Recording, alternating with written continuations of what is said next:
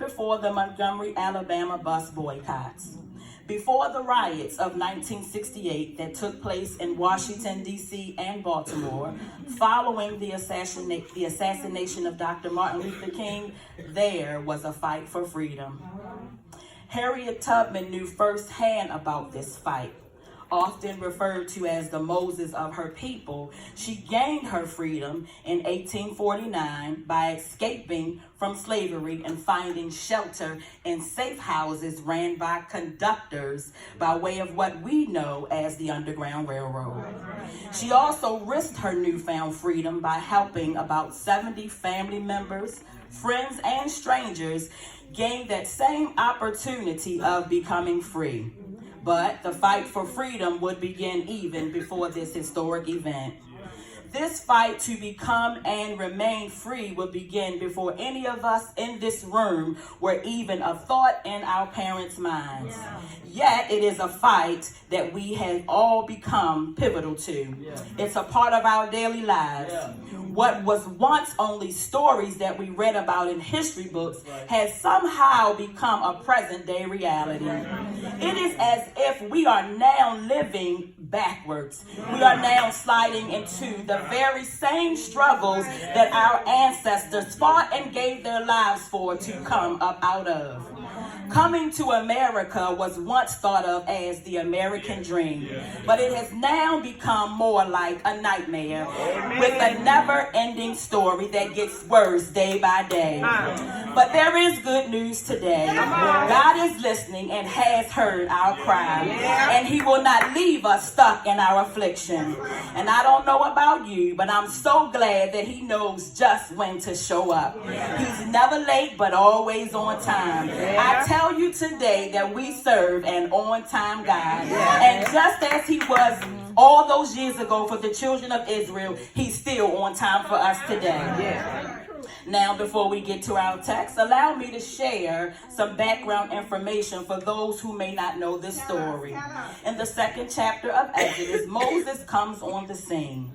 He would become God's chosen one, the deliverer of the children of Israel, born to a Levite woman and saved from a death decree issued by Pharaoh that said all Hebrew baby boys born during this time were to be drowned in the Nile River. So she put him in a basket and placed him on the bank of the river. It was that same river that was supposed to take his life that God used to save him. Do you find it amazing how God will use what was meant to harm and destroy you and have it turn around and be a blessing to you? Moses was later found and raised by the daughter of Pharaoh right in the house under the roof of the one that ordered the hit on his life. My God. You see, Pharaoh was so threatened by the Hebrew strength and ability not only to survive, but to even thrive under his harsh and extreme forced labor. The harsher the labor, the more they multiplied. The heavier his hand became, the stronger they became. And Pharaoh, driven by envy and fear of their resilience, he wanted to break them. And when he saw that he couldn't, he devised a plan to destroy them. Does this sound familiar? We are just like the children of Israel. We are strong and resilient. We are able to not just overcome, but we are able to thrive, and we are able to stand even under the harshest of circumstances. Things that should have taken us out or made us lose our minds have instead showed us how strong we really are. Those circumstances that we thought would break us have instead trained us up and made us strong in the Lord. Even under the hand of a harsh taskmaster, we find that we are more than conquerors. We are indeed overcomers. The enemy's goal has been and forever will be to steal, kill, and destroy. And we are still the number one target on his hit list. But God always has a plan. And God's plan is to give us life and life more abundantly. His plan is to give us a hope and a future.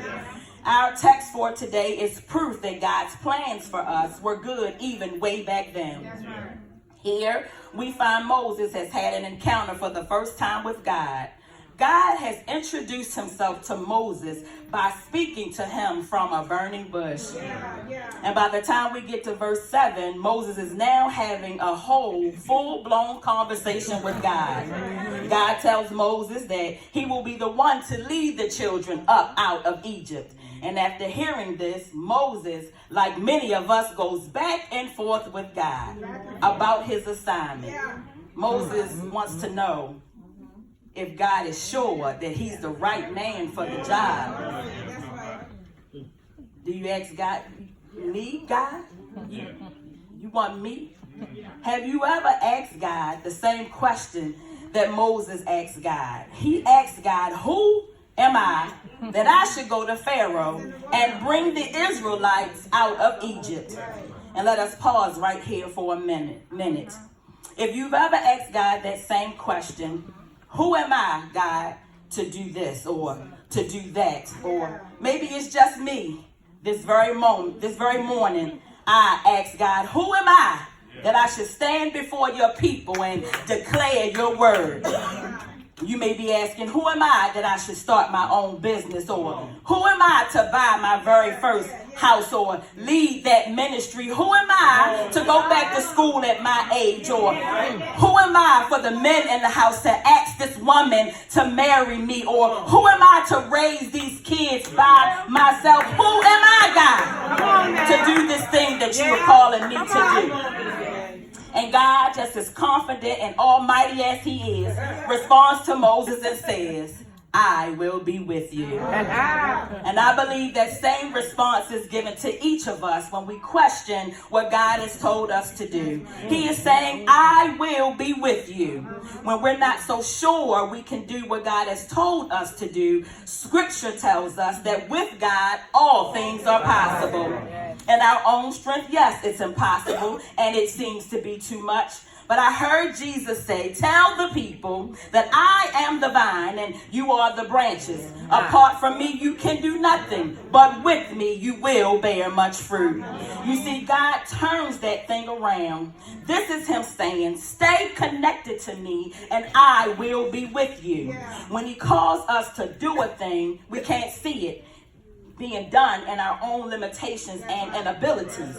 We are looking through clouded lenses which give us a distorted view. But we have to trust in the one who has called us. Romans 8:30 says, and those whom he predestined, he also called. And those whom he called, he also justified. And those whom he justified, he also glorified. If he called you, then that means he's also justified you. And if he's justified you, then that means he's also glorified you. Moses asked God, who is he? Because he has not yet discovered who he is with God. He only knows who he has been. He has not learned that he was born for a time such as this. He sees himself in his current state. He sees what he lacks because he doesn't know what he has. He only sees the Moses who once lived in Pharaoh's house as a foreigner. The Moses who killed an Egyptian and hid it. The Moses who ran for his life and is now a sheep herder. And this, my brothers and my sisters, is good news for anyone in this room who may be wondering the same thing. You're wondering, who am I? Who am I to do this?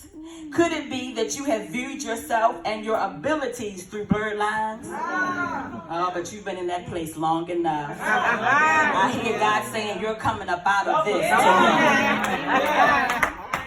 You may be saying, this all sounds good about coming out and coming up out of this, but you don't know my story. You don't know how depressed I've been. You don't know how empty my bank account is. You don't know the nights that I can't get to sleep. You don't know all the fear that I had to move forward. But God is saying, you're coming up out of this.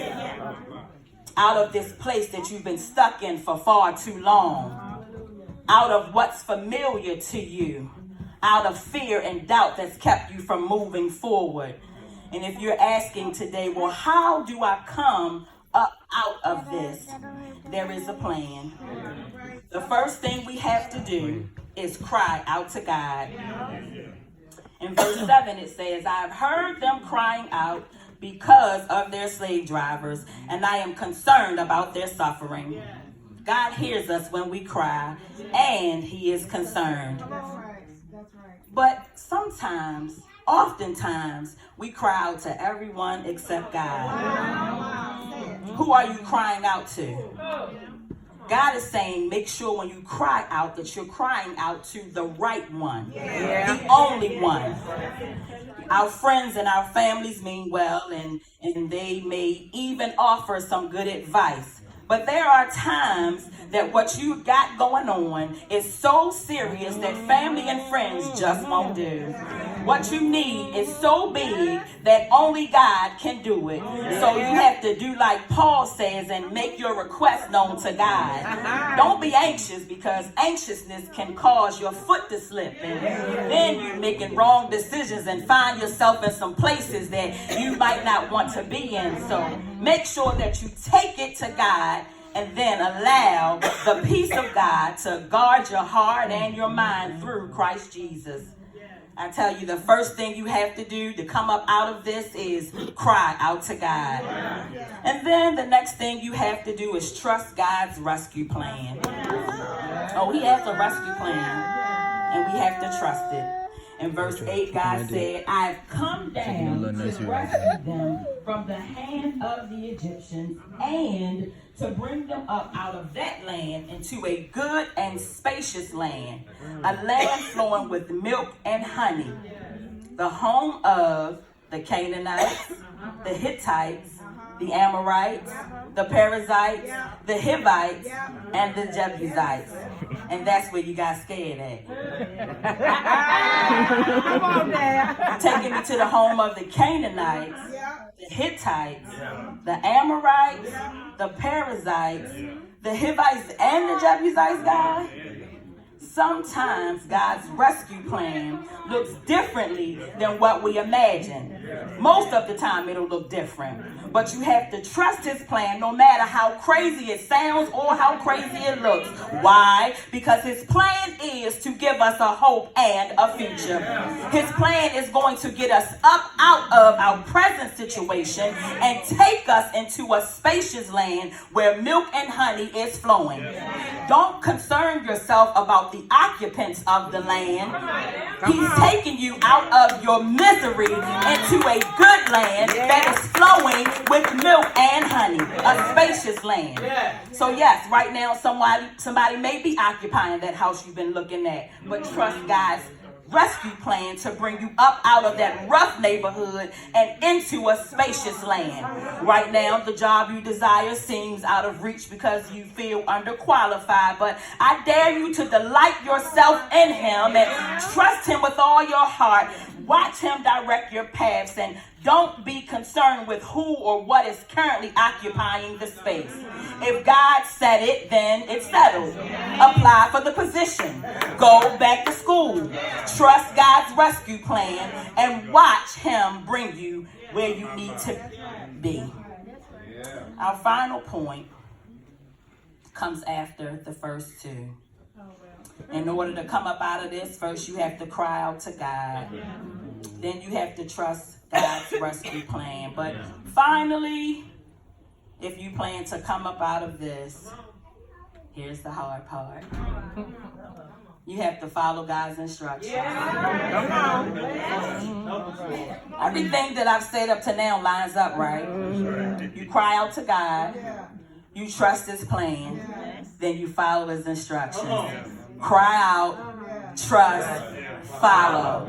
Cry, trust, follow. It's really easy. God tells Moses, now go. I'm sending you to Pharaoh to bring my people, the Israelites, out of Egypt. Faith without works is dead. And if you want to come up out of this, you got to do what he says and go where he sends you, even if you're afraid. Go anyway, even if it's an unfamiliar place. Go where he sends you.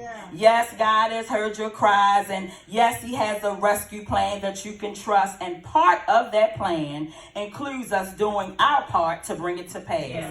What did he tell you to do? Can you follow his instructions to come up out of this? Can you follow his instructions to go even when you don't know where it is you're supposed to be going? Maybe you do have to go back to school to get that promotion. Then go. In order to get the business started, maybe God is saying, leave this place and go where I'm sending you. Then pack your bags and go. You have cried out and he has heard you. Now get to stepping. God is saying it's time for you to come up out of this. He says, come on up out of this. I've heard your cries and I have a rescue plan and you've been in that place far too long. But what I really want you to know is you're coming up out of this. And we're in good company today, I tell you, because just as God told Moses to go where I'm sending you, he said the same thing to Jesus. He told Jesus, go to these people I'm sending you, people who won't respect you, people who won't love you. Go turn water into wine and go heal their sick and go raise their dead and give the blind back their sight. See, even Jesus had to cry out to God and trust his rescue plan as he went up a hill to be hung on an old rugged cross. He had to follow God's instructions on that cross. And he died on that cross for you and for me. There was a rescue plan in place all those years ago, even for Jesus. He would then go to the grave for 3 days, but he wouldn't stay there. He came up and out. I said he came up and out.